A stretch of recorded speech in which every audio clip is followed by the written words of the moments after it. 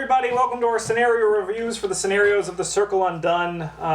So technically this starts with the disappearance of the Twilight Estate. But I don't really have much to say other than that's a cool intro the first time, but I'm not feel really compelled to ever play it again. To me, the point of playing it again would be to try to get the ally guy without trying not to spoil what comes next. But, yeah. You record a lot of things in your campaign log, they matter later. No, we will have spoilers, so yeah, you don't want those people to die. Yeah, because then they can come back and potentially help you. Wow, you don't want the characters you're playing as to die. Surprise, surprise. But they do. No, you want them, So yeah, it's a cool thing, and I'm glad they did it, but as for a group that records these games, it's kind of like I don't want to spend 40 minutes eating into our gameplay time. I mean, it is really quick, and it's neat in that the gameplay is different to... Yeah. The thing I really don't like about it is how it requires you to pull player cards out of your collection and put them back after. That's kind of a pain. Yeah. All right, but actual scenario. Yeah, let's get to the real meat and potatoes. We are starting with the Witching Hour, which was the first scenario of the real scenario of the Circle Undone, where you are in the woods and you're getting your fortune read, then all of a sudden you are separated and lost. You eventually come upon a witch's ritual. There's a bunch of witches. They curse you. They say you were a witch in the past. Did you know that? You're a witch. And then you have a final boss against a net mason, which I believe you can either kill or investigate through as the game is designed. It usually goes that way. Break up the ritual or whatever excuse they have. So the first time through, I liked the concepts of this one. Being separated was kind of scary, and then we had to go through. It was a good start. Yeah, I liked it. But I think it's just an all-right theme, for what it came across. It felt like you were lost in the woods, and then you felt like there was a witches gathering, but it still kind of felt a bit all-right to me. Nothing too exciting. I mean, I think it did what it was supposed to quite well. But yeah, it just wasn't exciting, really. I wouldn't expect it to be. It's an intro scenario, right? Yeah. Excellent reuse of the woods locations, though. It's always nice. Yeah, it's great if you want to go and dig through your collection and find the ARKHAM Woods again. Yeah.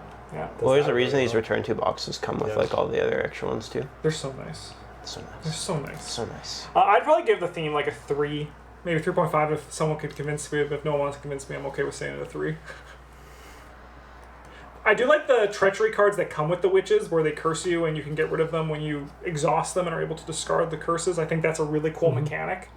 It really feels like it. Oh yeah, I'll try and sell you just on the flavor. So this one introduces, like you just said, the witches, and the flavor behind. This is probably a scenario where those sort of hexes come into play as the biggest one, as the biggest part of the theme, and the theme behind them is you can do it for free if they're exhausted. Because they can't do their ritual. Yeah, they can't maintain the ritual without where you're threatening them, hey, you're pretty tired, either do this or I'm gonna beat the shit out of you. Yeah, I really like that mechanic. I don't know if I can separate that from the whole scenario because that mechanic shows up a few times, but I do like it. Like I said, The Witch Haunt Woods all feel very haunted-y. They do. The locations are really good. We got Abandoned Mine, and we got the Hermit's House, real spooky. We got cairn stones, just piles of rocks. That's pretty scary. We got Barn that's full of tentacle wood stuff. We got Child's Treehouse. Children are always scary. Children are the scariest. We have this lonely tree that's got bulbs and hands. That's pretty spooky. So then, Travis, are you saying you want to give this a 3.5? Yeah. You convinced me. Oh yeah, I find this place pretty scary because if you're playing a Bryn character, you're my skills are all 1. Yeah. Also, it's scary. You gotta do things on your own. That's because a lot of the locations are just you have to investigate with this particular skill, and you're maybe I can't. Yeah, and you're just what do I do? Hope someone else can solve the problem and save the day. Do we think this one's fun? Do we have a fun time with it? Yeah. I'd probably give it a 3. Once again, I'd be willing to bump it up to a 3.5 if someone convinced me otherwise, but I think it's a nice average, a little bit above average scenario for fun. I like this one a little bit more than average. I think that it's really interesting, forcing you to be on your own. Yeah, that's I think that's something the game doesn't do very often, and that it really gives you sort of insight into how your deck works and where your strengths and failings might lie. Especially when you play multiplayer, where it's generally better to build specialist decks as opposed to when you're playing solo. As we do. What do you think, Bryn? Do you enjoy this one for its funness? Yeah, I like this one. Not being able to call in your teammates for help is hard. Sorry, a bit above average, 3.5. Yeah, I don't think it's exceptional or anything like that. But it's a good time. It's got unique Yeah. a unique element to it that you don't see in other scenarios. Yeah, I'm with you on And this. it's an element that isn't frustrating. All right. Difficulty. This one is unless you get like screwed on your location. This one's pretty easy. Yeah, this one's pretty easy location. I give it like a 2. I'm with 2 as well.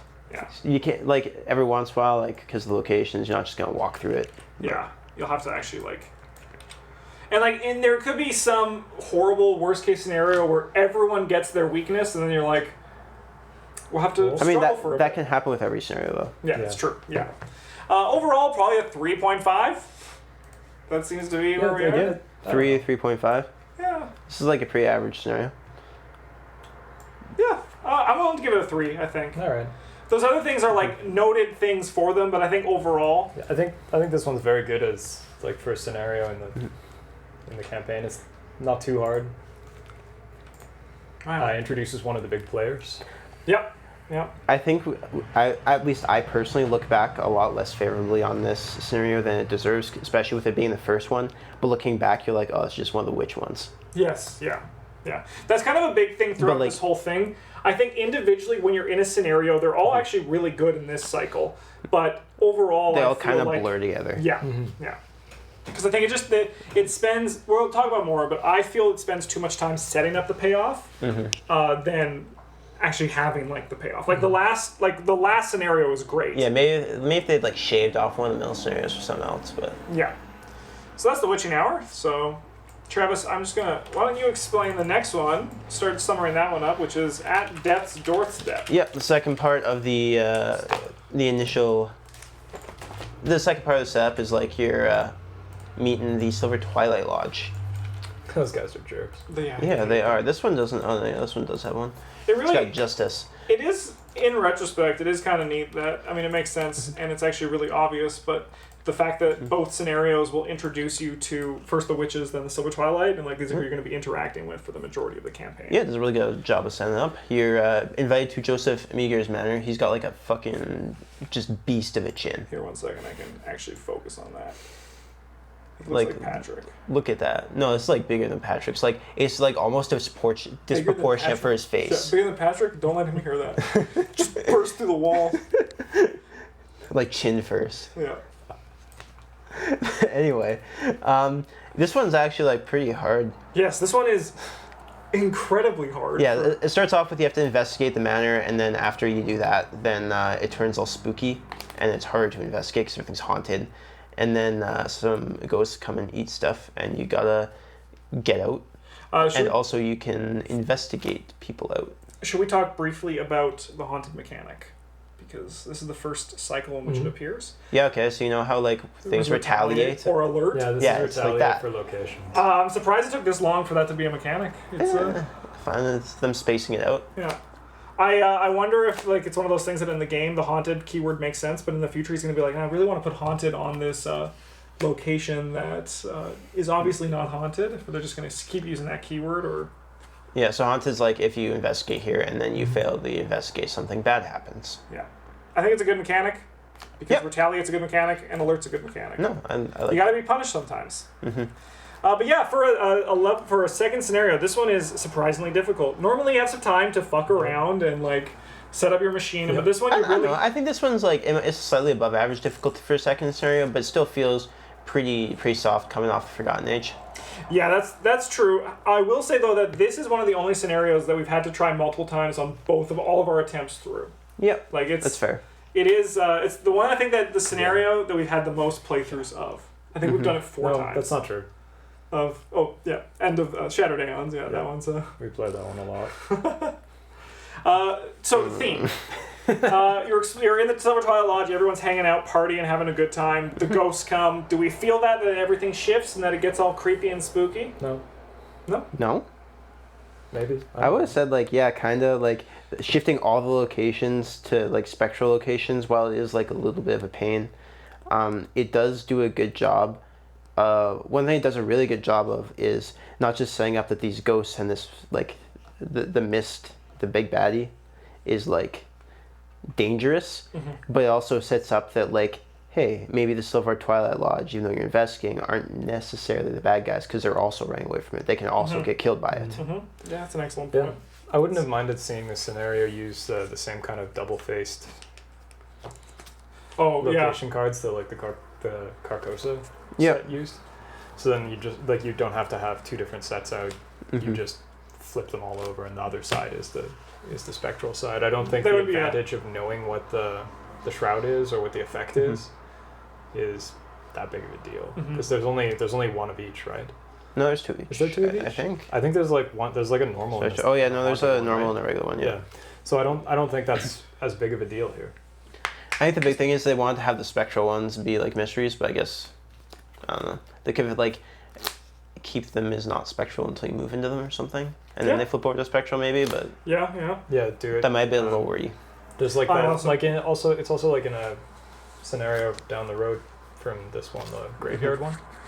All of the locations are double faced, right? Oh yeah, okay. Maybe they realized that halfway through. Yeah. It does feel like they figured partway through this was just a cleaner, easier way to do it. It also realistically could have been while he was printing cards, he was like, I could do more. I could do a double-sided, or I could just ship it with this, right?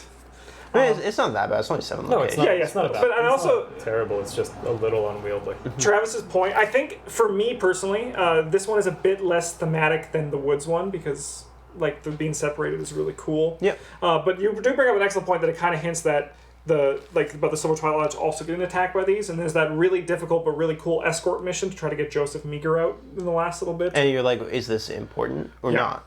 Yeah. I'd probably give it a 3. That's where I'm kind of sitting on it for theme. I vote 3.5. I think it's about as good as the first one. Like, it doesn't individually doesn't have as strong a theme, but like it sets up the rest of the campaign better. As a standalone, it's weaker, but like as part of the campaign, I feel like it's better. Yeah, and there's also the little details which are really cool to make it thematic. What do you think, Bryn? I think I'd give this one about a 3. I don't know. So I'm gonna maybe go a little higher than 3 because it is as a haunted house scenario. It is scary, and then I've never beaten it on my first try. So 3.5. I think 3.5, all great. 3.25, but we don't have that. Fun. Yeah. I'm not super high on this one. Yeah, I think this. I give us like a 2. Yeah, I'll vote around a 2. Fun if you enjoy the part of Arkham Horror where you're losing. Yeah. Yeah, like it feels surprisingly quickly. It feels like they keep giving you like one more turn to investigate the house or something like that because everything feels really rushed. Yeah. And if you know what's coming, like it's really hard to do that, to balance that with also like trying to do the second half. There's also the remnants of the clues, and you're like, and it says you should go do this. Yeah. And like maybe that's the designer being like, no, you really should go do this before you just like faff around building your machine. Right? Yeah. Yeah, I'm on a 2. Yeah. Difficulty, I give this one a solid 4. Yeah, I'm also on a 4. It's not like I don't feel like it's difficult. Yeah. And it's not unfair difficult. It's just surprisingly difficult for a level 2. This is no Shattered Aeons on Perfect Ending. Yeah. Yeah. At least we have a bar set for 5. Yeah. Overall, what do we think of this one? I give it like a 3. Yeah, like I'd a probably 2.5. 2.5. Yeah, 2.5. I don't know. I'd give this one a 3 because they do a reasonable job of making you care about one of the Silver Twilight Lodge idiots here. I never thought that would happen. I mean, like, we're probably a little bit more biased than the average person in that we played maybe. Arkham Horror 2nd Edition. Like, every time you interact with them, they're like, get out into the street. I wasted an encounter. Yeah. I think I'm up between 2.5 and 3. So we'll give it a little boost for people watching at home. But this is like a 2.75 if you put all the ratings together. So, overall, our player card reviews will be coming out right away as well. But this is the first of the Circle Undone. Get ready for a bunch of witches and warlocks and flippity floorlocks. And similar to like the other one, like wouldn't recommend this, or similar to what the card review is going to say, wouldn't recommend this one for solo play. This one feels good as part of the campaign, but like for individual scenarios, I think it's a little weak. Yeah, especially because also the disappearance is like eating up a chunk of the cards. It could be for something else, right? And that one's like literally only for the campaign mode. Yeah. You play that alone, you're like, yes! Let's get Gabriella as far as I can. Yes! I mean, I'm sure there's like something to be said for sitting down trying to figure out how to do it the most optimal way. But yeah, but... See you guys in the next episode.